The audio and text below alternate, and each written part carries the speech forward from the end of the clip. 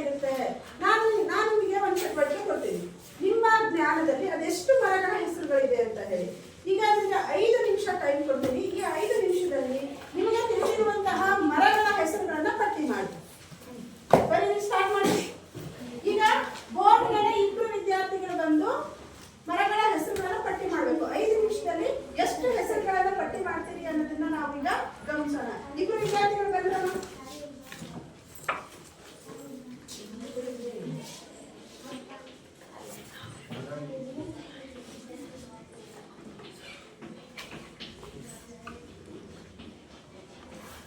ವಿವಿಧ ಬಗೆಯ ಮರಗಳ ಹೆಸರುಗಳು. ಎಲ್ಲಾ ವಿದ್ಯಾರ್ಥಿಗಳು ನೀವು ನೋಡ್ಬೇಕು, ಕಣ್ಣಲ್ಲಿ ಬರೀಬೇಕು. ಈ ಕಡೆ ಯಾರು ಬರೀತೀರಮ್ಮ? ಪಾರ್ವತಿ ಮಡಿಕೆ. ನಿಮ್ಗೆ ಎಷ್ಟು ಹೆಸರು ಬರ್ತಿದೆ ಬರೀ. ಈ ಕಡೆಗೆ ಇಲ್ಲವ್ವ. ಸ್ಟಾರ್ಟ್ ಆಗಿ. ನಿಮಗೆ 5 ನಿಮಿಷದ ಸಮಯ ಕಾಲಾವಕಾಶ ಇರುತ್ತೆ. ಬರೀ ಮಕ್ಕಳು ಯಾವ ಅತಿ ಹೆಚ್ಚು ಅಂಕಗಳನ್ನು ಬರೀತೀರಿ ಅಂತ ನೋಡೋಣ. ಹೆಚ್ಚು ಮರಗಳನ್ನು ಬರೀತೀರಾ ಅಂತ ನೋಡೋಣ.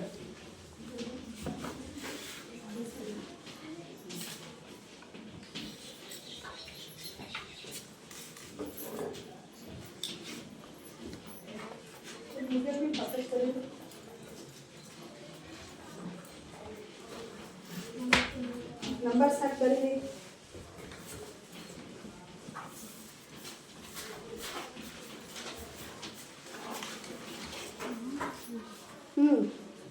ಎಲ್ಲರೂ ನಿಮ್ಮ ನೋಟ್ಬುಕ್ಕಲ್ಲಿ ಬರೀ ಮಕ್ಕಳ.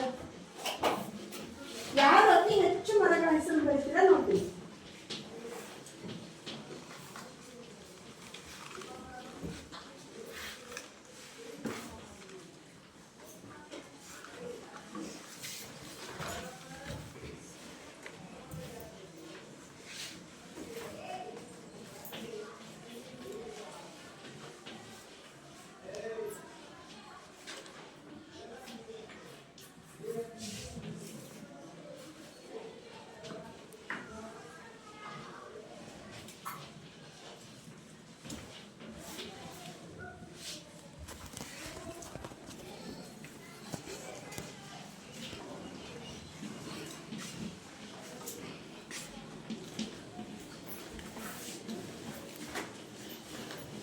ಮರಗಳ ಹೆಸರುಗಳ ಪಟ್ಟಿ ಮಾಡ್ತಿದ್ದೀರಾ?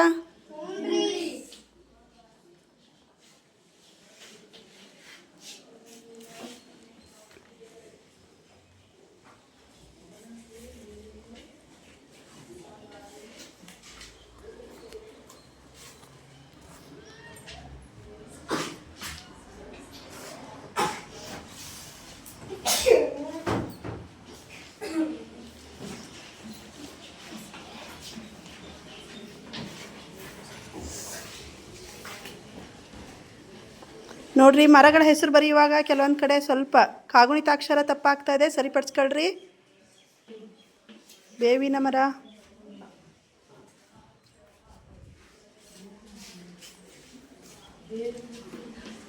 ನಿನಗೆ ಒಂದು ಚಟುವಟಿಕೆ ಕೊಟ್ಟಿದ್ನಲ್ಲಮ್ಮ, ಅದನ್ನು ತೆಗಿ. ಯಾವ ರೀತಿ ಮಾಡಿದ್ಯಾ? ಹೂವಿನ ದಳಗಳನ್ನು ಅಂಟಿಸೋದು. Very good. ಹೂವಿನ ದಳಗಳು ಅಂಟಿಸಿದೆಯಾ? ಯಾವ್ಯಾವ ಹೂವು ದಳಗಳು ಅಂಟಿಸಿದೆಯಾ? ದಾಸವಾಳ ಹೂವು, ಬಟ್ಲು. ಗುಡ್. ತೆಗಿಯಮ್ಮ ಈ ಕಡೆ. ಮತ್ತು ಎಲೆಗಳ ಸಂಗ್ರಹ, ಯಾವ್ಯಾವ ಎಲೆ ಸಂಗ್ರಹ ಮಾಡಿದ್ಯಾ? ಕನಕಾಂಬರಿ, ಬಸವನ ಪಾದ, ಬಟ್ಟಲ ಹೂವು. ಗುಡ್. ನೆಕ್ಸ್ಟು ಒಂದು ರೆಕ್ಕೆ ಪುಕ್ಕ ಚಿತ್ರ ಬಿಡಿಸಿದ್ಯಾ? ಕರಿ. ನೀನು ಮಾಡಿದ್ಯಾ? ಚಟುವಟಿಕೆ ಚಿತ್ರ ಅಷ್ಟೇ ಬಿಡಿಸಿದ್ಯಾ? ನೆಕ್ಸ್ಟ್ ನಿಮಗೆ ಇಷ್ಟವಾದ ಮರ, ಹೂವು, ಇಷ್ಟವಾದ ಪ್ರಾಣಿ.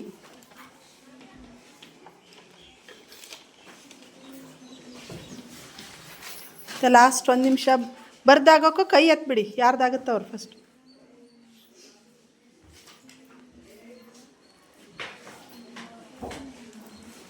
ನಿಮ್ಗೆ ಇಷ್ಟವಾದ ಪ್ರಾಣಿ ಚಿತ್ರ ಬಿಡ್ಸೋಕ್ಕೆ ಹೇಳಿದ್ನಲ್ಲ, ಬಿಡಿಸಿದ್ರಾ?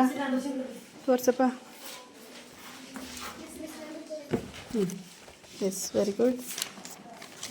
S yes, good good. ಮರ. ನೆಕ್ಸ್ಟ್ ನಿನಗಿಷ್ಟವಾದ ಹಣ್ಣು, ಯಾವ ಹಣ್ಣಮ್ಮ ಅದು? ದ್ರಾಕ್ಷಿ ಹಣ್ಣು. ನಿನಗೆ ಇಷ್ಟವಾದ ವಾಹನ ಹಡಗು. ಇಷ್ಟವಾದ ತರಕಾರಿ ಕ್ಯಾರೆಟ್, ಗಜ್ರಿ. ಪಕ್ಷಿ, ಪ್ರಾಣಿ. Very good. ನಿನಗೆ ಇಷ್ಟವಾದ ಪ್ರಾಣಿ ಯಾವುದಪ್ಪ? ಎತ್ತು. ಎತ್ತಿನ ಚಿತ್ರ ಬಿಡಿಸಿಯಾ? Very good. ನಾವು ಕೊಟ್ಟಂತ ಸಮಯದಲ್ಲಿ ನೀಲವ್ವ ಹಾಗೂ ಪಾರ್ವತಿ ಭಟ್ಟಿ ಅವರು ಎಷ್ಟು ಮರಗಳನ್ನು ಬರೆದಿದ್ದಾರೆ ನೋಡೋಣವಾ? ಇದರಲ್ಲಿ 16 ಮರಗಳ ಹೆಸರುಗಳನ್ನ ಪಾರ್ವತಿಯವರು ಬರೆದಿದ್ದಾರೆ. ಹಾಗಾಗಿ ನೀಲವ್ವ 15 ಮರಗಳು. ಹಾಗಾದ್ರೆ ಈ ಒಂದು ಚಟುವಟಿಕೆಯಲ್ಲಿ ಹೆಚ್ಚು ಬರೆದವರು ಯಾರು? ಹೇಳಮ್ಮ, ಯಾವ್ಯಾವ ಮರ ಬರ್ತೀಯಾ?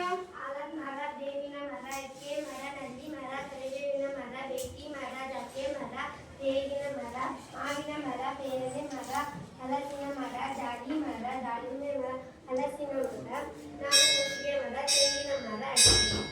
ಪಾರ್ವತಿ ಭಟ್ಟಿ ಅವರು ಹೆಚ್ಚು ಮರಗಳನ್ನು ಬರೆದಿದ್ದಾರೆ. ಅವ್ರಿಗೆ ಚಪ್ಪಾಳೆ ಹಾಕಿ. ಎಷ್ಟು? 14ಕ್ಕಿಂತ ಹೆಚ್ಚಿಗೆ ಬರೆದವರು ಎಷ್ಟು ಜನ ಇದ್ದೀರಾ? ಇಷ್ಟು ಜನ ಇದ್ದೀರಾ? ನೀನು ಯಶೋಧ ಹೇಳಮ್ಮ, ಅವ್ಳು ಬರ್ತೀರ ಬಿಟ್ಟು. ಅಡಿಕೆ ಮರ, ಅಡಿಕೆ ಮರ, ಹಳದಿ ಮರ, ಬೇವಿನ ಮರ, ತೆಂಗಿನ ಮರ, ಹಳೆ ಮರ, ಅಶ್ವತ್ಥ ಮರ, ಆಲದ ಮರ, ಪಪ್ಪಾಯ ಮರ, ಸಿಕ್ಕಾಯಿ ಮರ, ಈಚ ಮರ, ಕಾಂಗಡ ಮರ, ಹಳದಿ ಮರ, ತೇಗದ ಮರ, ನೆಲ್ಲಿಗಿಡ ಮರ, ಇಜ್ಜಿದ ಮರ, ದೇವದಾರು ಮರ, ಬೇವಿನ ಮರ, ಮಾವಿನ ಮರ, ಹುಣಸೆ ಮರ, ನಿಂಬೆಹಣ್ಣಿನ ಮರ, ದಡ್ಲಿ ಮರ, ಹಲಸಿನ ಮರ, ಸಂಪಿಗೆ ಮರ, ನುಗ್ಗೆ ಮರ. ಎಸ್, ಈಗ ಹೆಚ್ಚು ಬರ್ದಿರುವಂತ ಎಲ್ಲರಿಗೂ ಸಹ ಚಪ್ಪಾಳೆ ಹಾಕಿ. Very good. ಇಬ್ರು ಚೆನ್ನಾಗಿ ಪಾರ್ಟಿಸಿಪೇಟ್ ಮಾಡಿದ್ದೀರಾ. ನೆಕ್ಸ್ಟ್ ಮುಂದುವರೆದು ಈಗ ವಿವಿಧ ಬಗೆಯ ಹೂಗಳ ಪಟ್ಟಿ. ಎಲ್ಲರೂ ನೋಟ್ಬುಕ್ ಮೇಲೆ ತಗೊಳ್ರಿ. ಸಮಯ ಕೊಟ್ಟು ಸ್ಟಾರ್ಟ್ ಮಾಡ್ತೀನಿ.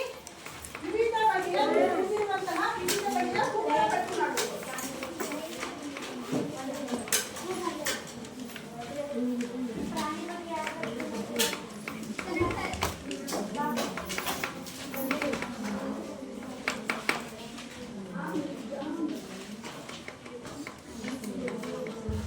ಹೂಗಳ ಪಟ್ಟಿ ಮಾಡಕ್ಕೆ ಯಾರ್ಯಾರು ಬರ್ತೀರಾ? ಮತ್ತೆ ಯಾರು ಬರ್ತೀರಾ?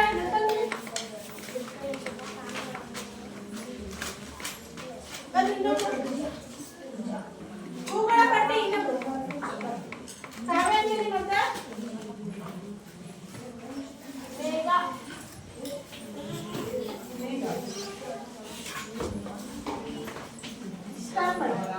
ಸ್ಟಾರ್ಟ್ ಮಾಡಿ.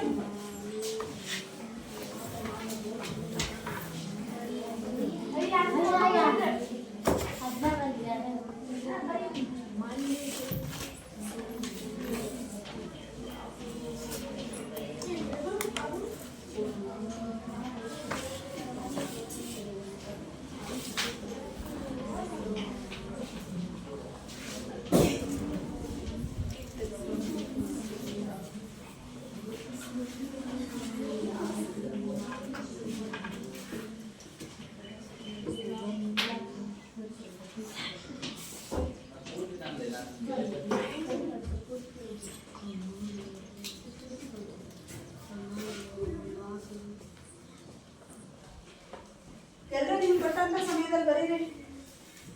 ಹೂಗಳ ಪಟ್ಟಿ ಮಾಡಿ. ಇವೆಲ್ಲ ಹೂಗಳಂದ್ರೆ ಇಷ್ಟ ತಾನೆ ನಿಮಗೆ? ಹೂಗಳ ಪಟ್ಟಿ ಮಾಡಿ.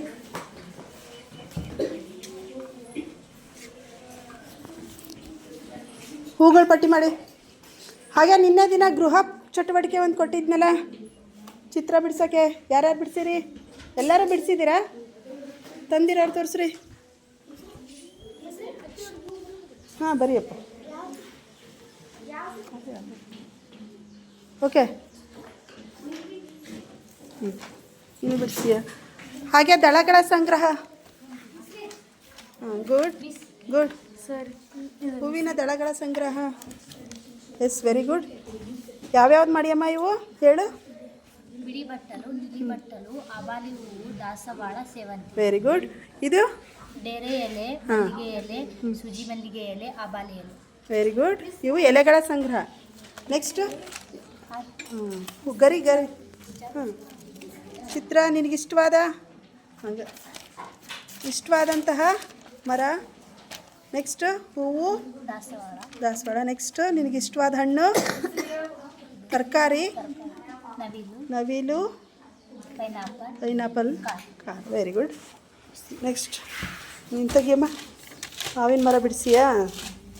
ಟೊಮೆಟೊ ಹಣ್ಣು ಇಷ್ಟನಾ ನಿನಗೆ? ಸೇಬು ಹಣ್ಣು. Good. Cycle. Good. Okay. Yes, very good. ಬರೀರಮ್ಮ.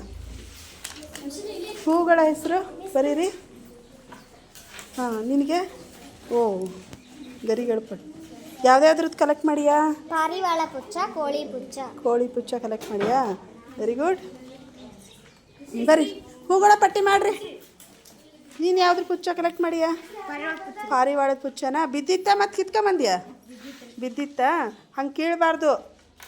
ಬಿದ್ದಿತ್ತಾನೆ? ಹಾಂ. ಮತ್ತೆ ಹೂಗಳ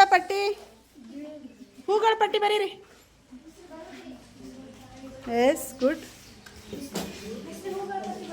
ಬರೀರಿ, ಇನ್ನೂ ಸಮಯ ಇದೆ. ಬರೀರಿ, ಹೂಗಳ ಪಟ್ಟಿ ಮಾಡಿರಿ. ಹೂಗಳ ಹೆಸರುಗಳ ಪಟ್ಟಿ ಮಾಡಿರಿ.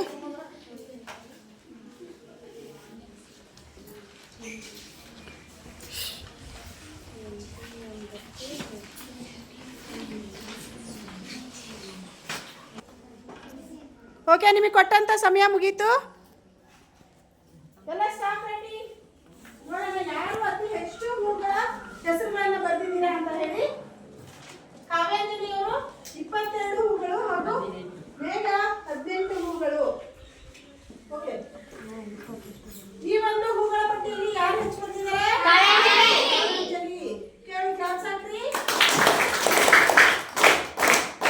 ನೀವು ಎಷ್ಟು ಜನ 20ಕ್ಕಿಂತ ಹೆಚ್ಚಿಗೆ ಬರ್ದಿದ್ದೀರಿ? ಕೈ ಹಾಕ್ರಿ. Okay, good. ಕಾವ್ಯಾಂಜಲಿ ಹೇಳಮ್ಮ, ಯಾವ್ಯಾವ ಹೂ ಬರ್ತೀರಾ?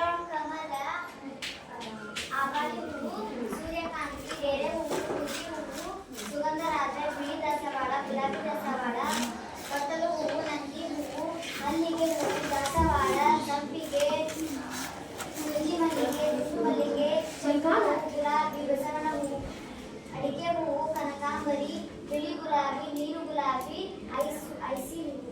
ಓಕೆ, ಇವು ಬಿಟ್ಟು ಮತ್ತಿನ್ಯಾವ ಹೂಗಳ ಹೆಸರು ಬರ್ತಿದ್ದೀರಾ? ನೀವು ಸೂರ್ಯಕಾಂತಿ ಬರ್ತೀರಾ? ಮತ್ತೆ ಗಸಗಸೆ ಹೂವು,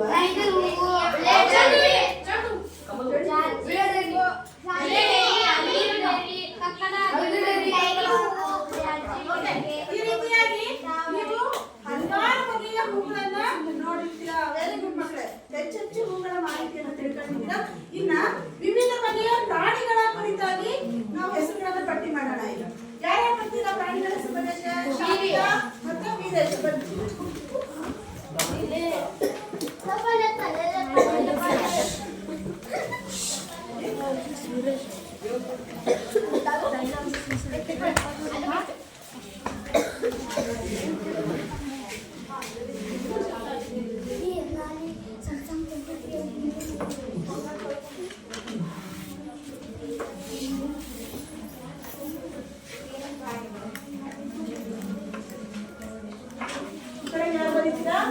ಶಾಹಿದಾ. ಕಡೆಗೆ ಯಾರು ಬರೀತೀರಾ?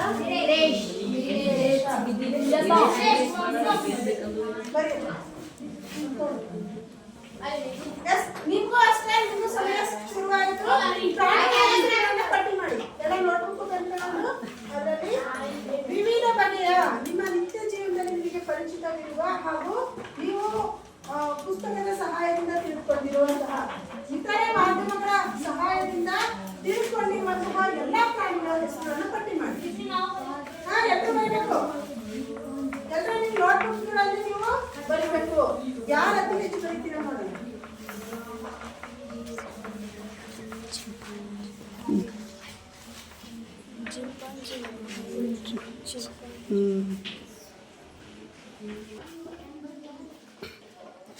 ಕೊಟ್ಟಿರುವ ಸಮಯವನ್ನು ಸದುಪಯೋಗ ಪಡಿಸ್ಕೊಂಡು ಹೆಚ್ಚೆಚ್ಚು ಪ್ರಾಣಿಗಳ ಹೆಸರುಗಳನ್ನು ಲೀಸ್ಟ್ ಮಾಡಿ.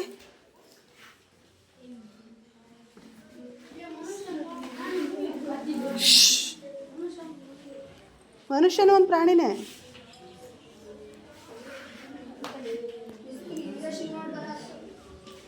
ಪಟ್ಟಿ ಮಾಡ್ರಮ್ಮ ಹೆಸರು.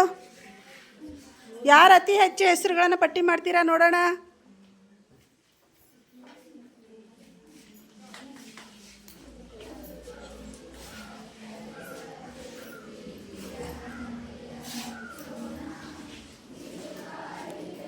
Time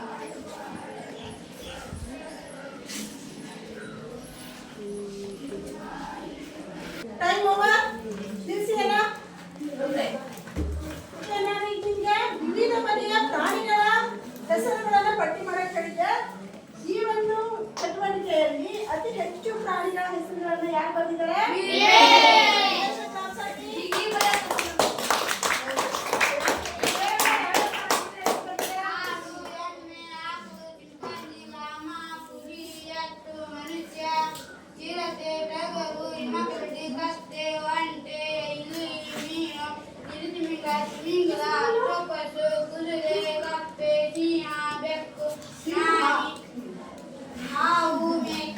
very good. ಇವುಗಳ ಅರ್ಥ ಯಾರ್ಯಾರು ಬೇರೆ ಬೇರೆ ಬರ್ತಾರೆ ಕೈ ಎತ್ತೇಳ್ತಾರೆ. ಹಾ, ಹೇಳಮ್ಮ ಯಾವ ಬರ್ತೀರಾ? ಹುಲ್ಲೆ, ಬೊಬ್ಬನ, ಕರಡಿ, ಕಾಡು ಕೋಣ, ಕಾಡು ಎಮ್ಮೆ, ಎಮ್ಮೆ, ಒಂಟೆ, ಎತ್ತು, ಬೆಕ್ಕು, ಚಿಂಪಾಂಜಿ, ಹಸು, ಮೊಸಳೆ, ಜಿಂಕೆ, ನಾಯಿ, ಅಳಿಲು, ಕತ್ತೆ, ಕುದುರೆ, ಆನೆ, ಸಾರಂಗ, ನರಿ, ಹುಲಿ, ಸಿಂಹ, ಕಪ್ಪೆ, ಮೇಕೆ, ಸಿಂಹ, ಕಪ್ಪೆ, ಮೇಕೆ, ಜಿರಾಫೆ, ಗೋರಿಲ್ಲ, ಹುಲ್ಲುಹಂದಿ, ನೀರಾನೆ, ಕತ್ತೆ ಕಿರುಬ, ಚಿರತೆ, ಮೂಸಿ, ಮಂಗ, ಇಲಿ, ಪಾಂಡ, ಹಂದಿ, ಹಿಮಕರಡಿ, ಗುಳ್ಳೆ ನರಿ, ಕಾಂಗರು, ಕುರಿ, ಆಮೆ, ತೋಳ, ಚುವರಿ ಮೃಗ, ಜಿಬ್ರಾ, ಕಾಡು ಮೃಗ, ಕುರಿ, ಸಿಂಹ, ಕೋಲ. Okay, very good. ಅವಳು ಹೇಳಿರೋ ಬಿಟ್ಟಿದ್ದೆ ಇದ್ರೆ ಹೇಳಪ್ಪ. ಓಕೆ ಓಕೆ, ಎಲ್ಲ ಚೆನ್ನಾಗಿ ಬರ್ದಿದ್ದೀರಾ, ಎಲ್ಲರೂ ಗುಡ್. ಓಕೆ, ಶಾಹಿದಾ ನೀನು ಚೆನ್ನಾಗಿ ಬರ್ದಿದ್ಯಾ, ವೆರಿ ಗುಡ್. ಎಸ್, ಇನ್ನು ಮುಂದುವರೆದ ಮಕ್ಕಳ ನಿಮಗೆ ಒಂದು ಸಮಯ ಕೊಡ್ತೀನಿ. ಆ ಸಮಯದಲ್ಲಿ ನೀವು ಅತಿ ಹೆಚ್ಚು ಪಕ್ಷಿಗಳ ಹೆಸರುಗಳ ಪಟ್ಟಿಯನ್ನ ತಯಾರಿಸ್ತಾರೆ. ಬರೀ ಈಗ ಬೋರ್ಡ್ ಮೇಲೆ ಯಾರು ಬರ್ತೀರಾ? ಮಂಜುನಾಥ್ ಮತ್ತು ನೀಲವ.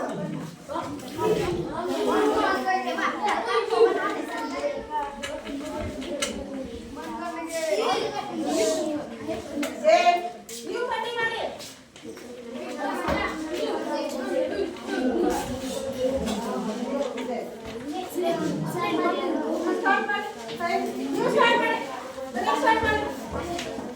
ನಿಮಗೂ ಸಮಯ ಶುರು ಆಗಿದೆ. ಅತಿ ಹೆಚ್ಚು ಪಕ್ಷಿಗಳ ಹೆಸರುಗಳ ಪಟ್ಟಿಗಳನ್ನು ಮಾಡಿ.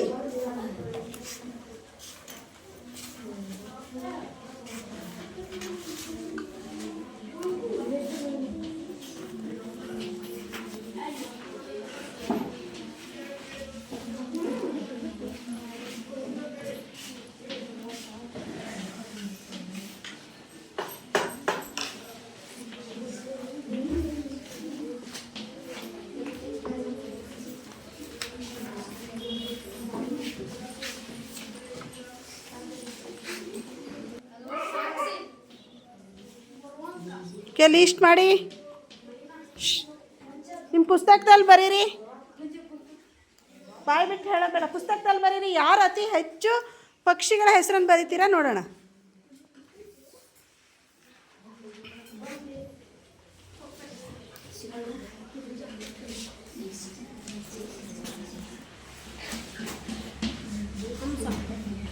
ಲೀಸ್ಟ್ ಮಾಡು.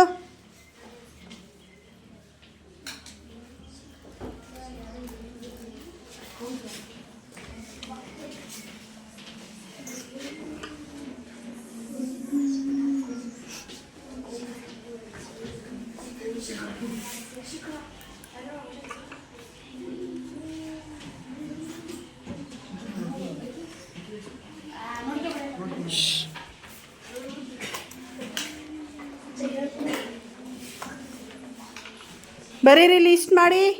ಸಮಯ ಓಡ್ತಾ ಇದೆ. ಹೇಳಿಸ್ಕೊಳ್ಳಂಗಿಲ್ಲ, ಸ್ವಂತವಾಗಿ ಬರಿಬೇಕು.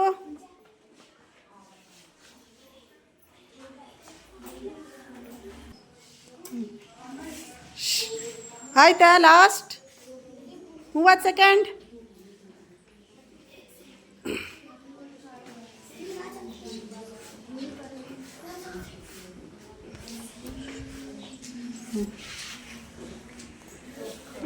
Five, 4, 3, 2, 1.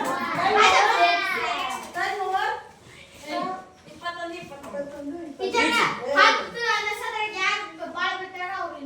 Okay. ಈಗ ಈ ಒಂದು ಚಟುವಟಿಕೆಯಲ್ಲಿ ಇಬ್ರು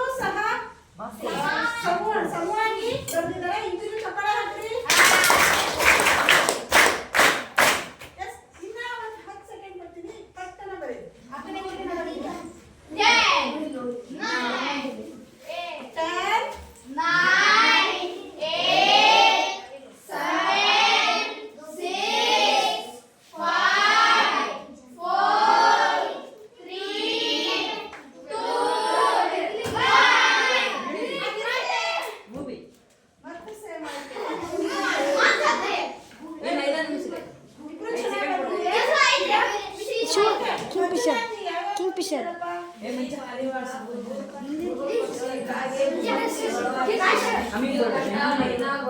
ಕೋಳಿ ಹುಂಜ ಮಿಚ್ಚುಳಿ ಕೊಕ್ಕರಿ ಹಂಸ ಬಾತುಕೋಳಿ ಶಿಖರ ಹದ್ದು ರಣಹದ್ದು ಬಾವಲಿ ಗೂಬೆ ಪಾರಿವಾಳ ಕೋಗಿಲೆ ನವಿಲು. ನೀ ಯಾವ್ದು ಬಿಟ್ಟಿರೋದು ಯಾವ ಬರ್ತೀಯಮ್ಮ ಹೇಳು. ಬಂದಿದ್ಯಲ್ಲ. Yes, very good. ಇಬ್ರು ಚೆನ್ನಾಗಿ ಬಂದಿದ್ದಾರೆ. ಇಬ್ರಿಗೂ ಕ್ಲಾಪ್ಸ್ ಹಾಕಿ. Yes, ನೀವು ಯಾರು 30ಕ್ಕಿಂತ ಹೆಚ್ಚಿಗೆ ಬರ್ತಾರೆ? Okay, ನಿಮ್ಗೂ ಸಹ very good.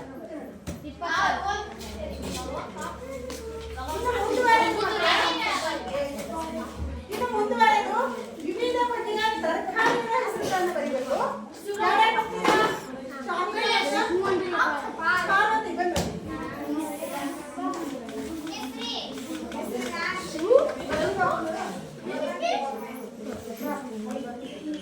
Okay, ಎಲ್ಲರೂ ಈಗ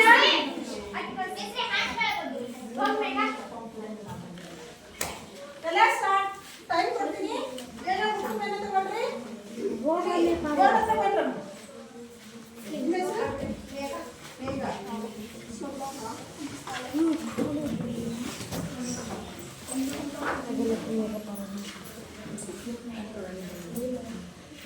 ತರಕಾರಿಗಳ ಪಟ್ಟಿ.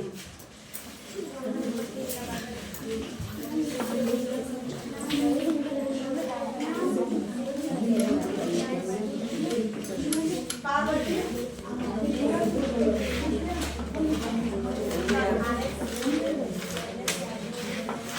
ಮೇಘ. Start writing. All of you start writing. Time starts now.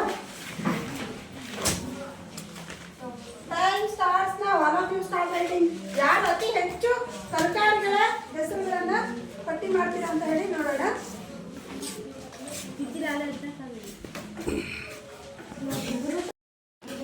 ಬರೀತೀರ ನೀವು?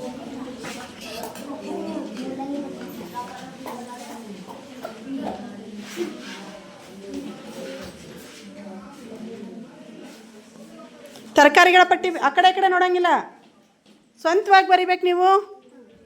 ಯಾರು ಅತಿ ಹೆಚ್ಚು ತರಕಾರಿಗಳನ್ನು ಬರಿತೀರ ನೋಡೋಣ.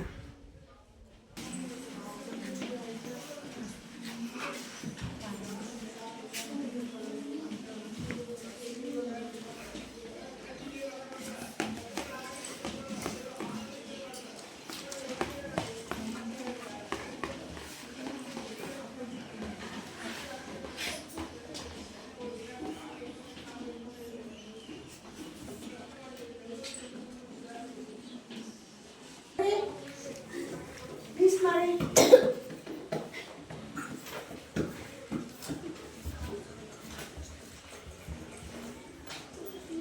Last 10 seconds. 10, 9, 8, 7, 6, 5, 4, 3, 2, 1, ನೋಡಿ, ಇಲ್ಲಿವರೆಗೂ ಸಹ ಮೇಘ ಅವರು 18 ತರಕಾರಿಗಳ ಪಟ್ಟಿ ಮಾಡಿದ್ದಾರೆ. ಪಾರ್ವತಿ 17. ಹತ್ತಿರ ಇದ್ದಾರೆ ತುಂಬಾ. Okay, ಹಾಗಾಗಿ ಮೇಘ ಅತಿ ಹೆಚ್ಚು ತರಕಾರಿಗಳನ್ನು ಬಂದಿದ್ದಾರೆ. ಅವಳಿಗೆ ಚಪ್ಪಾಳೆ ಹಾಕಿ. ಯಾವ್ಯಾವುದು ಬಂದಿದ್ಯಾ? ಆಲೂಗಡ್ಡೆ, ಉಳ್ಳಾಗಡ್ಡೆ, ಹಾಗಲಕಾಯಿ, ಪಡವಲಕಾಯಿ, ಹೀರೆಕಾಯಿ, ಸೌತೆಕಾಯಿ, ನುಗ್ಗೆಕಾಯಿ, ಮೆಣಸಿನಕಾಯಿ, ಗಜ್ಜರಿ, ಮೂಲಂಗಿ, ಚೌಳಿಕಾಯಿ, ಬೆಂಡೆಕಾಯಿ, ತೊಂಡೆಕಾಯಿ, ಸೋರೆಕಾಯಿ, ಬದನೆಕಾಯಿ, ಟೊಮೆಟೊ, ಶುಂಠಿ, ಬೀಟ್ರೋಟ್. Yes, very good. ಇದಕ್ಕೆ ಮತ್ತೆ ನೀವು ಇದಕ್ಕಿಂತ ಹೆಚ್ಚಿಗೆ ಬಂದ್ರೆ ಎಷ್ಟು ಜನ ಬಂದಿದ್ದೀರಿ ಕೈ ಹತ್ರಿ. Is very good. Okay. Fine. ನೀವೆಲ್ಲ ಈ ತರಕಾರಿಗಳನ್ನು ನಿಮ್ಮ ಆಹಾರದಲ್ಲಿ ಬಳಸ್ತೀರಾ? ಬಳಸಬೇಕು. ಎಲ್ಲಾ ತರಕಾರಿಗಳನ್ನ, ಎಲ್ಲಾ ಧಾನ್ಯಗಳನ್ನ, ಎಲ್ಲಾ ತರಕಾರಿಗಳು, ಎಲ್ಲಾ ಸೊಪ್ಪುಗಳನ್ನ ಬಳಸಿದಾಗ ಮಾತ್ರ ಎಲ್ಲಾ ಬಗೆಯ ಹಣ್ಣುಗಳು, ಹಾಲು, ಮೊಸರು, ಬೆಣ್ಣೆ ಎಲ್ಲದನ್ನು ಬಳಸ್ಬೇಕು ಮಕ್ಕಳೇ. ನೀವು ಮೊಟ್ಟೆ ಇವೆಲ್ಲ ಸಂಪೂರ್ಣ ಆಹಾರ. ಇವುಗಳ ಸೇವನೆ ಮಾಡಿದಾಗ ಮಾತ್ರ ನಿಮ್ಮ ಆಹಾರದಲ್ಲಿ ಸಮತೋಲನವನ್ನ ಕಾಯ್ಕೊಳ್ಳಕ್ಕೆ ಸಾಧ್ಯ. ಹಾಗೆ ನಿಮ್ಮಲ್ಲಿ ರೋಗ ನಿರೋಧಕ ಶಕ್ತಿ ಹೆಚ್ಚಾಗುತ್ತೆ. ಹಾಗೆ ನಿಮ್ಮ ಬೆಳವಣಿಗೆಗೂ ಸಹ ಸಹಕಾರಿಯಾಗುತ್ತೆ. ಅರ್ಥ ಆಗ್ತಿದ್ಯಾ? ಹಾಗಾಗಿ ಅದಕ್ಕೆ ನಿಮಗೆಲ್ಲ ಬೆಳಗ್ಗೆ ಹಾಲು ಕೊಡೋದು. ಆದ್ರೂ ನೀವು ಬೆಳಗ್ಗೆ ಹಾಲು ಕೆಲವರು ಕುಡಿಯಲ್ಲ, ಕುಡಿಬೇಕಂದ್ರು. ಎಲ್ಲರೂ ಮೊಟ್ಟೆ ತಿನ್ಬೇಕು, ಎಲ್ಲರೂ ಹಾಲು ತಿನ್ಬೇಕು, ಎಲ್ಲ ತರಕಾರಿಗಳನ್ನ ತಿನ್ಬೇಕು. ಅವಾಗ ಮಾತ್ರ ನಿಮ್ಮ ಬೆಳವಣಿಗೆ ಉತ್ತಮವಾಗಿರುತ್ತೆ. S, very good. ಇವ್ರಿಗೆ ಚಪ್ಪಾಳೆ ಹಾಕಿ.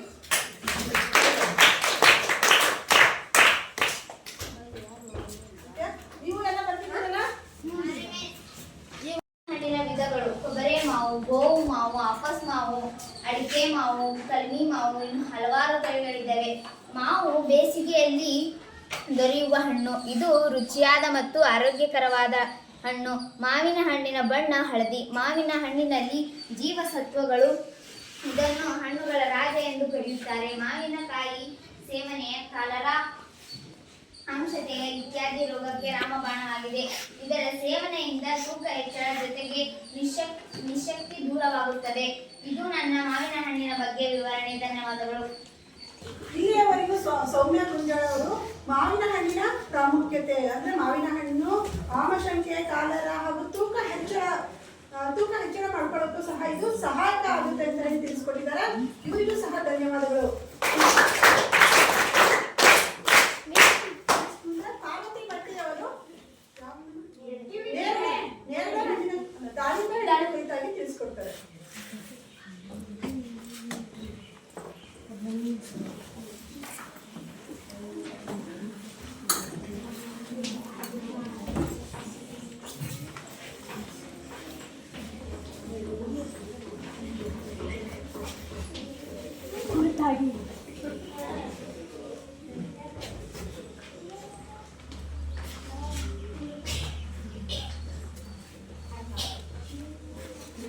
ನನ್ನ ಹೆಸರು ಪಾರ್ವತಿ. ನಾನು ದಾಳಿಂಬೆ ಬಗ್ಗೆ ಹೇಳುತ್ತೇನೆ. ಕಿಡ್ನಿ ಸಮಸ್ಯೆಯಿಂದ ದಾಳಿಂಬೆ ಜ್ಯೂಸ್ ಕುಡಿಯಿರಿ. ದಾಳಿಂಬೆಯಲ್ಲಿದ್ದ ಕಬ್ಬಿಣ ಖಜಾನೆ ನರಗಳ ಬೆಳಗ್ಗೆ ಶೇಖರವಾಗಿರುವ ಕೆಟ್ಟ ಕೊಲೆಸ್ಟ್ರಾಲ್ ತೊಲಗಿಸುತ್ತದೆ. ಸುಲಭವಾಗಿ ವಿಸರ್ಜನೆ, ವೃದ್ಧಾಪನವನ್ನು ದೂರವಿರುತ್ತದೆ. ಉತ್ತಮಗೊಳ್ಳುವ ರೋಗ ನಿರೋಧಕ ಶಕ್ತಿ, ಪಿತ್ತಜನಕಾಂಗ ಬೆಳವಣಿಗೆಗೆ ಸಹಾಯ ಮಾಡುತ್ತದೆ. ಕ್ಯಾನ್ಸರ್ ತಡೆಗಟ್ಟುವುದರಲ್ಲಿ ಸಹಾಯವಾಗುತ್ತದೆ. ಮೂತ್ರಪಿಂಡಗಳನ್ನು ಸ್ವಚ್ಛಗೊಳಿಸುತ್ತದೆ. ಉತ್ತಮಗೊಳ್ಳುವ ಸಾಮಾನ್ಯ ಸಮವುಳ್ಳ. ಇಲ್ಲಿವರೆಗೂ ಪಾರ್ವತಿ ಮಟ್ಟಿ ಅವರು ದಾಳಿಂಬೆ ಹಣ್ಣಿನ ಪ್ರಾಮುಖ್ಯತೆಯ ಕುರಿತಾಗಿ ತಿಳಿಸ್ಕೊಟ್ರು. ನೋಡ್ರಿ, ನಾವು ದಾಳಿಂಬೆ ಹಣ್ಣು ನಿರಂತರವಾಗಿ ನಿಯಮಿತವಾಗಿ ಸೇವನೆ ಮಾಡೋದ್ರಿಂದ ಮೂತ್ರಪಿಂಡಕ್ಕೆ ಸಂಬಂಧಿಸಿರುವಂತಹ ಕಾಯಿಲೆಗಳಿಂದ ನಾವು ದೂರ ಇರ್ಬೋದು. ಹಾಗೆ ಕ್ಯಾನ್ಸರ್ನಂತಹ ಮಾರಕ ಕಾಯಿಲೆಗಳಿಂದಲೂ ಸಹ ನಾವು ಅದಕ್ಕೆ ಪರಿಹಾರವಾಗಿ ದಾಳಿಂಬೆ ಹಣ್ಣನ್ನು ಸೇವಿಸಬಹುದು ಅಂತ ಹೇಳಿ ತಿಳಿಸ್ಕೊಟ್ಟಿದ್ದಾರೆ. ಅವಳಿಗೂ ಸಹ ಧನ್ಯವಾದಗಳು.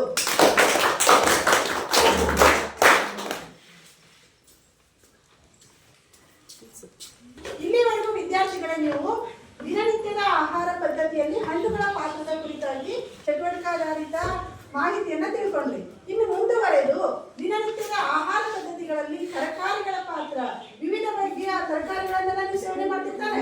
ನಿಮ್ಗೆ ಇನ್ನೊಂದು ಚಟುವಟಿಕೆ ಕೊಟ್ಟಿದ್ದೆ ನಾನು. ನಿಮ್ಮೂರಿನ ಸಂತೆಗಳಿಗೆ ಭಾಗವಹಿಸಿ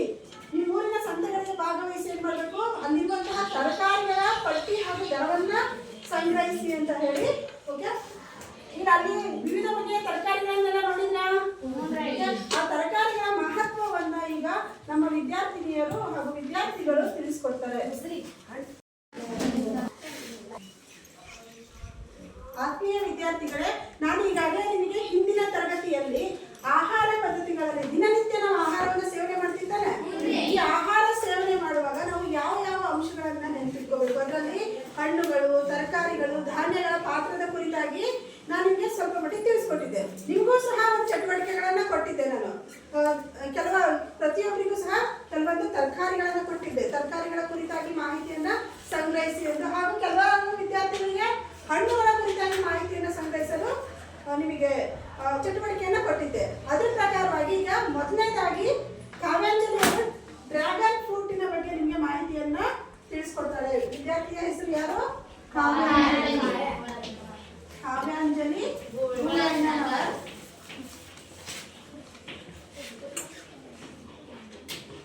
ಯಾವ ಹಣ್ಣು?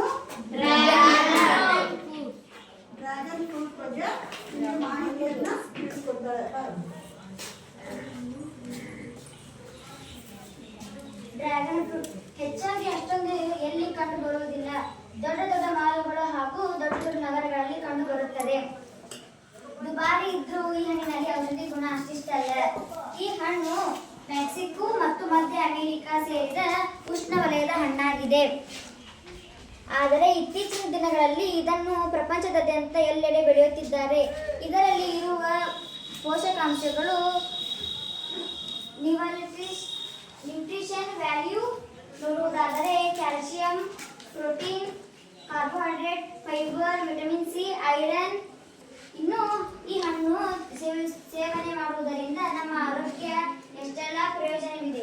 ಈ ಹಣ್ಣನ್ನು ಸೇವಿಸುವುದು ಮಲಬದ್ಧತೆ ನಿವಾರಣೆ ಮಾಡುವುದು, ಲೋ ಬಿಪಿ ಮತ್ತು ಹೈ ಬಿಪಿ ದೂರವಾಗುತ್ತದೆ, ರಕ್ತಹೀನತೆ ಸಮಸ್ಯೆ, ಕೂದಲು ಉದುರುವುದು, ಭಯಾನಕ ಕ್ಯಾನ್ಸರ್ ವಿರುದ್ಧ ಹೋರಾಡುತ್ತದೆ. ನೀವು ಈ ಹಣ್ಣನ್ನು ಸೇವಿಸಿ ಆರೋಗ್ಯದಿಂದಿರುತ್ತಾರೆ.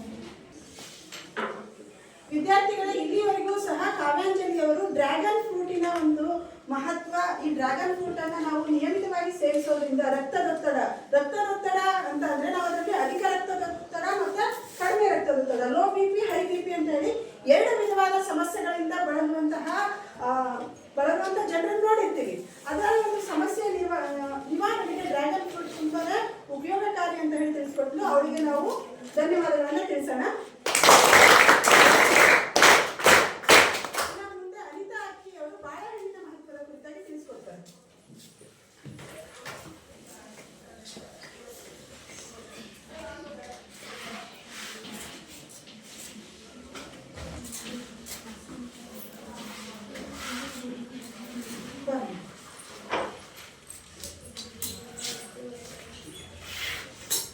ನನ್ನ ಹೆಸರು ಅನಿತಾ ಅಕ್ಕಿ, 8ನೇ ತರಗತಿ ವಿದ್ಯಾರ್ಥಿನಿ. ನಾನು ಈಗ ಬಾಳೆಹಣ್ಣಿನ ಬಗ್ಗೆ ಮಾಹಿತಿ ಕೊಡುತ್ತೇನೆ. ಬಾಳೆಹಣ್ಣುಗಳನ್ನು 16ನೇ ಶತಮಾನದಲ್ಲಿ ಪಶ್ಚಿಮ ಆಫ್ರಿಕಾದಿಂದ ತಂದ ಪೋರ್ಚುಗೀಸ್ ನಾವಿಕರು ದಕ್ಷಿಣ ಅಮೆರಿಕಕ್ಕೆ ಪರಿಚಯಿಸಿದರು. ಭಾರತ, ಚೀನಾ ಮತ್ತು ಆಗ್ನೇಯ ಏಷ್ಯಾದಲ್ಲಿ ಅನೇಕ ಕಾಡು ಬಾಳೆ ಜಾತಿಗಳು ಮತ್ತು ತಳಿಗಳು ಅಸ್ತಿತ್ವದಲ್ಲಿವೆ. ಕೊಂಡುರಾಸ್ ಮತ್ತು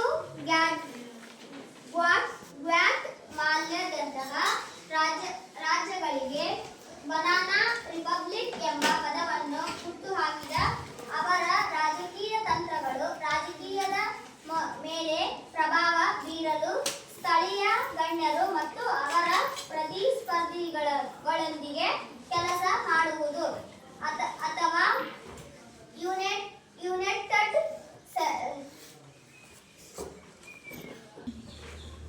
ಯುನೈಟೆಡ್ ಸ್ಟೇಟ್ಸ್ನ ಅಂತಾರಾಷ್ಟ್ರೀಯ ಹಿತಾಸಕ್ತಿಗಳನ್ನು ವಿಶೇಷವಾಗಿ ಶೀತಲ ಮರದ ಸಮಯದಲ್ಲಿ ಆಡುವುದನ್ನು ಒಳಗೊಂಡಿತ್ತು. ಅವರ ಹಿತಾಸಕ್ತಿಗಳಿಗೆ ಅನುಕೂಲಕರವಾದ ರಾಜಕೀಯ ವಾತಾವರಣ ಆಧುನಿಕ ಯುನೈಟೆಡ್ ಸ್ಟೇಟ್ಸ್ನಲ್ಲಿ ಹಲವಾರು ಅತಿದೊಡ್ಡ ಬಾಳೆಹಣ್ಣಿನ ಉತ್ಪಾದಕರಾಗಿವೆ. ಬಾಳೆಹಣ್ಣು ದೇಹಕ್ಕೆ ಶಕ್ತಿಯನ್ನು ನೀಡುತ್ತದೆ. ಇದರ ಹಲವಾರು ರೀತಿಯ ಪೋಷಕಾಂಶಗಳು ಕೂಡ ಸೇರಿಕೊಂಡಿದೆ. ಪೋಷಕಾಂಶಗಳು ವಿಚಾರಕ್ಕೆ ಹೋಲಿಸಿದರೆ ಇದರಲ್ಲಿ ವಿಟಮಿನ್ ಎ, ಕಾರ್ಬೋಹೈಡ್ರೇಟ್, ಫೈಬರ್, ಕಬ್ಬಿಣಾಂಶ ಇವೆ. ಆದ್ದರಿಂದ ಇದನ್ನು ಒಂದು ಅದ್ಭುತವಾದ ಆಹಾರ ಎಂದು ಪರಿಗಣಿಸಲಾಗಿದೆ. ಲಾಭಗಳು: ರಕ್ತದ ಒತ್ತಡವನ್ನು ತಗ್ಗಿಸುತ್ತದೆ, ಮೂಳೆಗಳನ್ನು ಮತ್ತು ಹಲ್ಲುಗಳನ್ನು ಬಲಗೊಳಿಸುತ್ತವೆ. ಮನಸ್ಥಿತಿ ಎಂದರೆ ಒತ್ತಡವನ್ನು ಕಡಿಮೆ ಮಾಡುತ್ತದೆ, ತಕ್ಷಣ ಶಕ್ತಿಯನ್ನು ನೀಡುತ್ತದೆ. ರಕ್ತಹೀನತೆ ಸಮಸ್ಯೆಯನ್ನು ನಿವಾರಿಸುತ್ತದೆ. ನಿದ್ರಾಹೀನತೆಯನ್ನು ಹೋಗಲಾಡಿಸುತ್ತದೆ. ಧನ್ಯವಾದಗಳು. ಆತ್ಮೀಯ ವಿದ್ಯಾರ್ಥಿಗಳೇ, ಇಲ್ಲಿಯವರೆಗೂ ಅನಿತಾ ಅಕ್ಕಿಯವರು ಬಾಳೆಹಣ್ಣಿನ ಮಹತ್ವದ ಕುರಿತಾಗಿ ತಿಳಿಸಿಕೊಟ್ರು. ಇವರು ಬಾಳೆಹಣ್ಣು ನಮಗೆ ಎಷ್ಟು ಲಾಭಾಂಶಗಳನ್ನು ತಂದುಕೊಡುತ್ತೆ, ಅದರ ಸೇವನೆಯಿಂದ ನಾವು ನಿದ್ರಾಹೀನತೆಯಂತಹ ಸಮಸ್ಯೆಗಳು, ಹಾಗೆ ರಕ್ತದೊತ್ತಡದಂತಹ ಸಮಸ್ಯೆಗಳು, ಹಲವಾರು ರೋಗಗಳಿಗೆ ಬಾಳೆಹಣ್ಣು ರಾಮಬಾಣ ಆಗಿದೆ. ನೀವೆಲ್ಲ ನೋಡಿ, ಕೆಲವೊಮ್ಮೆ ಸುಸ್ತಾಗಿ ಬಿದ್ರಿ ಅಂದ ತಕ್ಷಣ, ಊಟ ಇಲ್ಲ ಅಂದ ತಕ್ಷಣ ಒಂದು ಬಾಳೆಹಣ್ಣನ್ನ ಸೇವನೆ ಮಾಡಿದ್ವಿ ಅಂದ್ರೆ ತಕ್ಷಣ ನಿಮಗೆ ಹೆಚ್ಚಿನ ಒಂದು ಸುಸ್ತು ಅನ್ನೋದು ಹೋಗುತ್ತೆ ತಾನೆ. ಹೀಗೆ ಬಾಳೆಹಣ್ಣು ಅದರದೇ ಆದ ಮಹತ್ವವನ್ನ ಹೊಂದಿದೆ. ಅದರ ಒಂದು ಪ್ರಾಮುಖ್ಯತೆಯನ್ನು ತಿಳಿಸಿಕೊಟ್ಟಂತಹ ಅನಿತಾ ಅಕ್ಕಿ ಅವರಿಗೆ ಧನ್ಯವಾದಗಳು.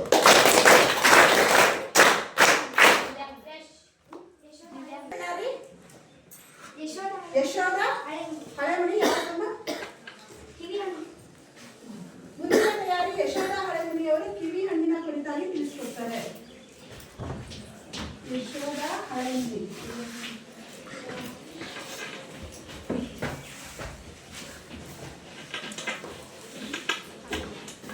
ಕಿವಿ ಹಣ್ಣಿನ ಪ್ರಾಮುಖ್ಯತೆಯ ಕುರಿತಾಗಿ ತಿಳಿಸ್ಕೊಡ್ತಾರೆ. ಬರಮ್ಮ.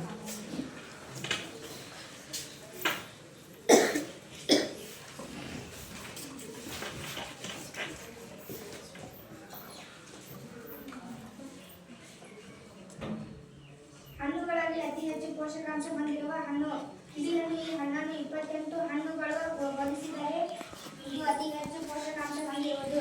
ಇದರಲ್ಲಿ ವಿಟಮಿನ್ ಸಿ ಇದೆ. ಇದು ಚರ್ಮ ರೋಗ, ಚರ್ಮ ಡ್ಯಾಮೇಜ್ ನಿವಾರಣೆ ಮಾಡುತ್ತದೆ. ಇದು ಚೈನೀಸ್ ಫ್ರೂಟ್ ಆಗಿ ಇದನ್ನು ಗ್ಯಾಸ್ಬೆರಿ ಎಂದು ಕರೆಯುತ್ತಾರೆ. ಇದನ್ನು ಹೆಣ್ಣು ಮಕ್ಕಳಿಗೆ ಸೇವಿಸುವುದರಿಂದ ಮಲಬದ್ಧತೆ ಕಡಿಮೆಯಾಗುತ್ತದೆ. ನೀವು ಈ ಹಣ್ಣನ್ನು ಸೇವಿಸಿ ಆರೋಗ್ಯದಿಂದಿರಿ. ಧನ್ಯವಾದಗಳು.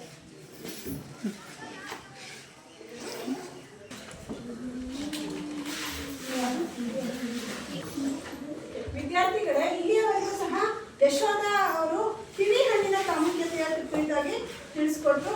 ಈ ಕಿವಿ ಹಣ್ಣು ಸಹ ಆರೋಗ್ಯಕ್ಕೆ ಹೆಚ್ಚು ಪ್ರಯೋಜನಕಾರಿ. ಅದರಲ್ಲೂ ಹೆಣ್ಮಕ್ಕಳ ಸಮಸ್ಯೆಗಳಿಗೆ ಇದು ರಾಮಬಾಣವಿದ್ದಂತೆ ಅಂತ ಹೇಳಿ ತಿಳಿಸ್ಕೊಟ್ಟಿದ್ದಾರೆ. ಅವರಿಗೂ ಸಹ ಧನ್ಯವಾದಗಳು. ದಿವ್ಯಾ ಹುಲ್ಗೂರ್ ಅವರು ಪೈನಾಪಲ್ ಹಣ್ಣಿನ ಕುರಿತಾಗಿ ಮಾಹಿತಿಯನ್ನ ಹೇಳ್ತಾರೆ.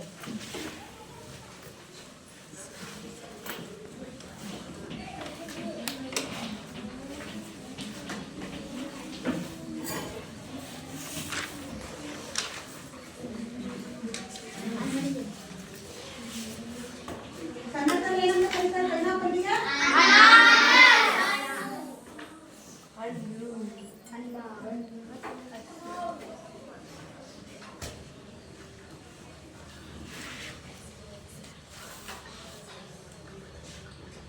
ಪೈನಾಪಲ್ ರಕ್ತ ಹೆಪ್ಪುಗಟ್ಟುವುದನ್ನು ತಡೆಗಟ್ಟುವುದರಿಂದ ಹೃದಯದ ಆರೋಗ್ಯಕ್ಕೆ ಒಳ್ಳೆಯದು. ಇನ್ನು ಈ ರಕ್ತ ಹೆಪ್ಪುಗಟ್ಟದ ಸಮಸ್ಯೆ ಇರುವವರು ಈ ಹಣ್ಣನ್ನು ತಿನ್ನಲು ಹೋಗಬೇಡಿ. ಅನಾನಸ್ ವಿಟಮಿನ್ ಬಿ ಇದ್ದು ಮಾನಸಿಕ ಒತ್ತಡವನ್ನು ಮಾಡುವಲ್ಲಿ ಸಹಕಾರಿ ಮಾಡುತ್ತದೆ. ತುಂಬ ಮಾನಸಿಕ ಒತ್ತಡವಿದ್ದವರು ಒಂದು ಬೌಲ್ ಅನಾನಸನ್ನು ತಿನ್ನಿ. ನಿಮ್ಮ ಆಲೋಚನೆಗಳನ್ನು ಹೊರದೂಡಿ ನಿಮ್ಮನ್ನು ರಿಲ್ಯಾಕ್ಸ್ ಮಾಡುತ್ತದೆ. ಧನ್ಯವಾದಗಳು. ಇಲ್ಲಿಯವರೆಗೂ ಮಕ್ಕಳೇ ದಿವ್ಯಾ ಹುಲ್ಗೂರ್ ಅವರು ಅನಾನಸ್ ಹಣ್ಣಿನ ಪ್ರಾಮುಖ್ಯತೆಯ ಕುರಿತಾಗಿ ತಿಳಿಸ್ಕೊಟ್ರು. ಅವರಿಗೂ ಸಹ ಧನ್ಯವಾದಗಳು. ಮುಂದಿನ ತಯಾರಿ ಸೌಮ್ಯ ಗುಂಜಾಳ್ ಅವರಿಂದ ಮಾವಿನ ಹಣ್ಣಿನ ಕುರಿತಾದ ಮಾಹಿತಿ.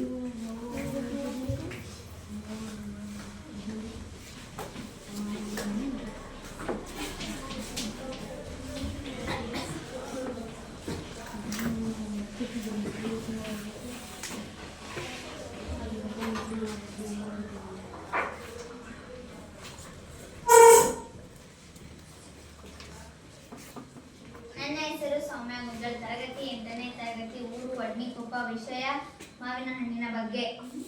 ಮಾವು ಹಣ್ಣು ಅಂದ್ರೆ ಯಾರಿಗೆ ಇಷ್ಟ ಇಲ್ಲ ಹೇಳಿ? ಎಲ್ಲರಿಗೂ ತುಂಬಾನೇ ಇಷ್ಟ. ನನಗೂ ಕೂಡ ತುಂಬಾನೇ ಇಷ್ಟ. ಹಾಗೆಯೇ ಮಾವು ನಮ್ಮ ರಾಷ್ಟ್ರೀಯ ಹಣ್ಣು ಹೌದು. ಮಾವಿನಿಂದ ಏನೆಲ್ಲ ತಯಾರಿಸ್ತಾರೆ ಎಂಬುದನ್ನು ನಾನು ನಿಮಗೆ ತಿಳಿಸ್ಕೊಡ್ತೀನಿ. ಐಸ್ ಆಗಿರ್ಬೋದು, ಜ್ಯೂಸ್ ಆಗಿರ್ಬೋದು, ಮತ್ತೆ ಚಾಕ್ಲೇಟ್ ಆಗಿರ್ಬೋದು. ನೀವು ಊಟ ಮಾಡುವಾಗ ಚಪಾತಿಯಲ್ಲಿ ದಿನನಿತ್ಯದ ಆಹಾರ ಪದ್ಧತಿಗಳಲ್ಲಿ ತರಕಾರಿಗಳ ಬಳಕೆ ಮತ್ತು ಪ್ರಾಮುಖ್ಯತೆ. ಹೆಸರು ಸೌಮ್ಯ ಗುಂಜಾಳ್. ವರ್ಗ 8ನೇ ತರಗತಿ. ಊರು ವಡ್ನಿಕೊಪ್ಪ. ವಿಷಯ ಬೀಟ್ರೂಟ್. ತರಕಾರಿಗಳ ಬಗ್ಗೆ ನಾನು ಚಿತ್ರ ತೆಗೆದಿರುವುದು ಕ್ಯಾರೆಟ್ ಮತ್ತು ಬೀಟ್ರೂಟ್. ಫಸ್ಟ್ ಬೀಟ್ರೂಟ್ ಬಗ್ಗೆ ತಿಳಿದುಕೊಳ್ಳೋಣ. ಬೀಟ್ರೂಟ್ ದೇಹಕ್ಕೆ ತುಂಬಾ ಒಳ್ಳೆಯದು. ಬೀಟ್ರೂಟ್ ತಿನ್ನುವುದರಿಂದ ನಮ್ಮ ದೇಹದ ರಕ್ತ ಮತ್ತು ಬೀಟ್ರೂಟ್ ತಿನ್ನುವುದರಿಂದ ರಕ್ತಹೀನತೆ ನರಳುವುದು. ಕಡ್ಡಾಯವಾಗಿ ಬೀಟ್ರೂಟ್ ತಿನ್ನಬೇಕು. ಇದು ಹಿಮೋಗ್ಲೋಬಿನ್ ಪ್ರಮಾಣವನ್ನು ಹೆಚ್ಚಿಸುತ್ತದೆ. ಬೀಟ್ರೂಟ್ನಲ್ಲಿ ಹೆಚ್ಚಿನ ಐರನ್, ಫೋಲಿಕ್ ಆಮ್ಲ, ಫೈಬರ್, ಪೊಟ್ಯಾಷಿಯಂ ಇರುತ್ತದೆ.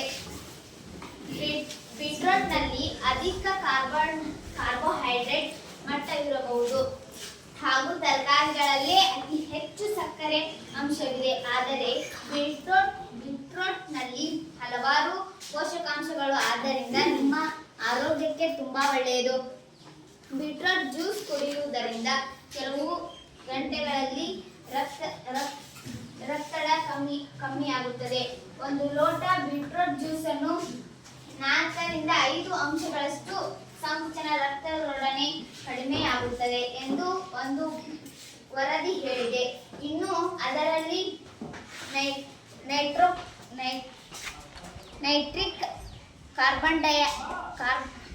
ನೈಟ್ರಿಕ್ ಆಕ್ಸೈಡ್ನಿಂದ ವಿಶ್ರಾಂತರಾಗಲು ಸಹಾಯ ಮಾಡುತ್ತದೆ. ರಕ್ತ ಸಂಚಲನ ಉತ್ತಮಗೊಳ್ಳುತ್ತದೆ ಹಾಗೂ ರಕ್ತದೊಡನೆ ಕಡಿಮೆಯಾಗುತ್ತದೆ.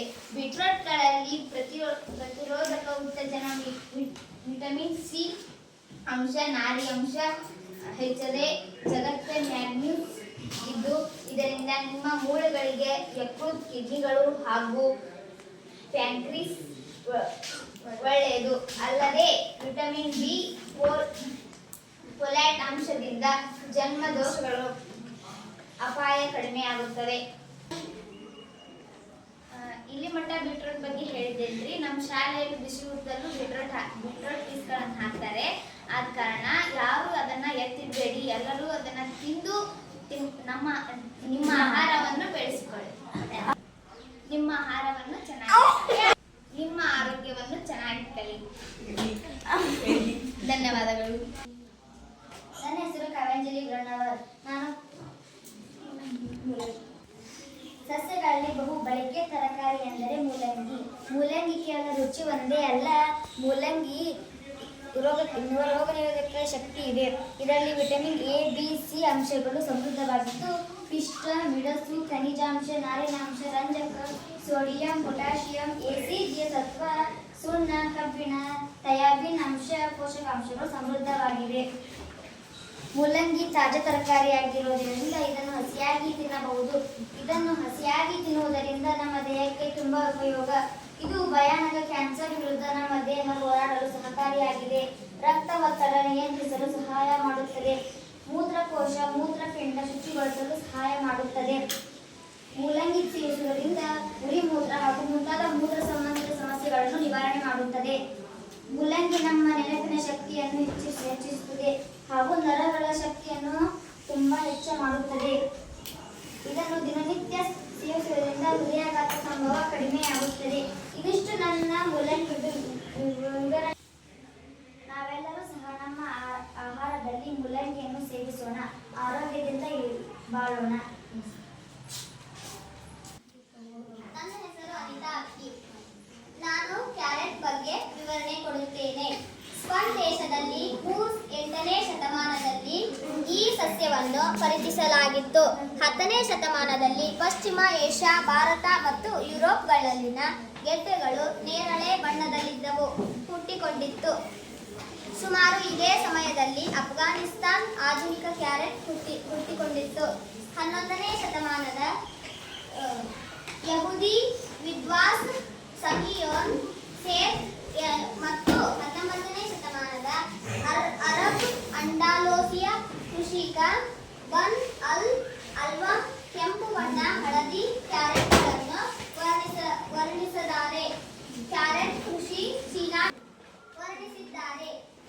ಕೃಷಿ ಚೀನಾದಲ್ಲಿ 14ನೇ ಶತಮಾನದಲ್ಲಿ ಮತ್ತು ಜಪಾನ್ದಲ್ಲಿ 18ನೇ ಶತಮಾನದಲ್ಲಿ ಕಂಡುಬರುತ್ತದೆ. ಮೊದಲು ಕ್ಯಾರೆಟ್ಗಳನ್ನು ಗೆಡ್ಡೆಗಳಿಂದಲೂ ಅದರ ಸುವಾಸಿತ ಎಲೆಗಳಿಗಾಗಿ ಮತ್ತು ಬೀಜಗಳಿಗಾಗಿ ಬೆಳೆಯುತ್ತಿದ್ದರು. ಕ್ಯಾರೆಟ್ ಬೀಜಗಳು ಕ್ರಿಸ್ತಶಕ ಪೂರ್ವ 2000 ಮತ್ತು 3000 ಹೊತ್ತಿಗೆ ಸ್ವಿಟ್ಜರ್ಲ್ಯಾಂಡ್ ಮತ್ತು ದಕ್ಷಿಣ ಜರ್ಮನಿಗಳಲ್ಲಿ ಕಂಡುಬರುತ್ತವೆ. ಶಾಸ್ತ್ರೀಯ ಮೂಲಗಳ ಮೊದಲ ಉಲ್ಲೇಖದ ಪ್ರಕಾರ 1ನೇ ಶತಮಾನದ ರೋಮನ್ನರು ಸೇವಿಸಿದ ಒಂದು ಗೆಡ್ಡೆ ತರಕಾರಿ ಎಂದು ಭಾವಿಸಲಾಗಿದೆ. ಕ್ರಿಸ್ತಶಕ 6ನೇ ಶತಮಾನದ ಪೂರ್ವ ರೋಮನ್ನೀಯರ ಜೂಲಿಯಾನ್ ಅನಿಸಿಯಾ ಕೋಡೆಕ್ಸ್ ಎಂಬ ಪುಸ್ತಕದಲ್ಲಿ ಈ ಸಸ್ಯವನ್ನು ಚಿತ್ರಿಸಲಾಗಿದೆ ಮತ್ತು ವಿವರಿಸಲಾಗಿದೆ. ಧನ್ಯವಾದಗಳು. ಕ್ಯಾರೆಟ್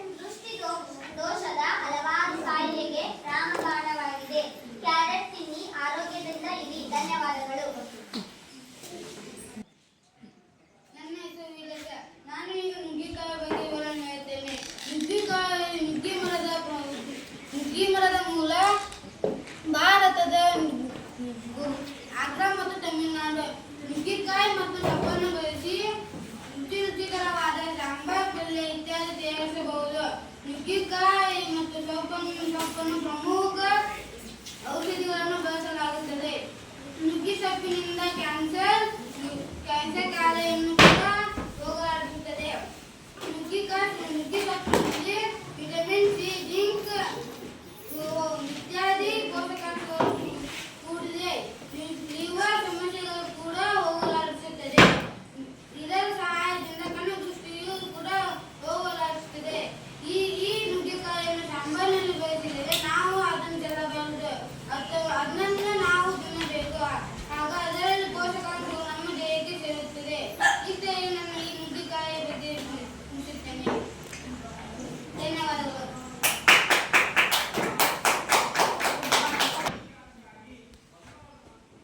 ನನ್ನ ಹೆಸರು ಪಾರ್ವತಿ ಮಟ್ಟಿ.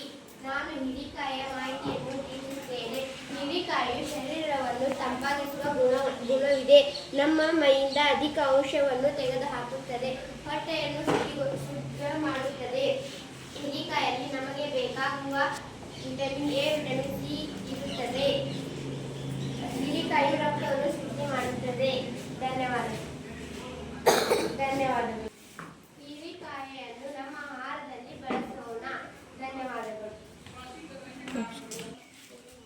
ನನ್ನ ಹೆಸರು ನೀಲವ ಬಳ್ಳೊಳ್ಳಿ. ನಾನು ಮೆಣಸಿನಕಾಯಿಯ ಮಾಹಿತಿಯನ್ನು ತಿಳಿಸುತ್ತೇನೆ. ಇದು ಮೂಲತಃ ಬ್ರೆಜಿಲ್ ದೇಶದ ಸಸ್ಯವಾಗಿದೆ. ಭಾರತಕ್ಕೆ ಇದನ್ನು ಪರಿಚಯಿಸಿದರು. 16ನೇ ಶತಮಾನದಲ್ಲಿ ಭಾರತಕ್ಕೆ ಬಂದ ಪೋರ್ಚುಗೀಸರು. ಸಾಮಾನ್ಯವಾಗಿ ಭಾರತದ ಎಲ್ಲ ರಾಜ್ಯಗಳಲ್ಲೂ ಬೆಳೆಯಲಾಗುತ್ತದೆ. ಸದ್ಯ 8 ಲಕ್ಷ ಹೆಕ್ಟೇರ್ಗಳ ಕ್ಷೇತ್ರದಲ್ಲಿ ಬೆಳೆಯಲಾಗುತ್ತಿದ್ದು, ಮೆಣಸಿನಕಾಯಿ ಉತ್ಪಾದನೆಯಲ್ಲಿ ವಿಶ್ವದಲ್ಲಿ ಭಾರತ ಮೊದಲ ಸ್ಥಾನದಲ್ಲಿದೆ. ಧನ್ಯವಾದಗಳು.